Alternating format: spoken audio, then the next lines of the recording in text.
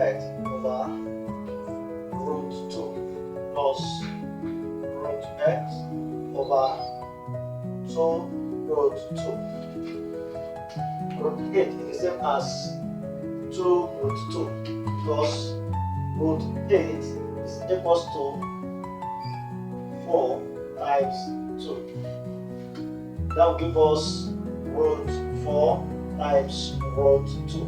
At the end you have 2 root 2. That's why we have 2 root 2 here.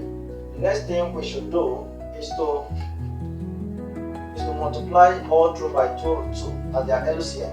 That means we're going to have 2 root 2 times root x over root 2 plus 2 root 2 times root x over 2 root 2 equals to 6 times 2 root 2. Right. So at the end, you're going to have, when you cancel this, you have 2 root x plus root x, because this will cancel this, equals to 12 root 2. So at this time, we can add this together because 2 root x plus root x, we're going to have 3 root x. This equals to 12 root 2. Divide both sides by 3.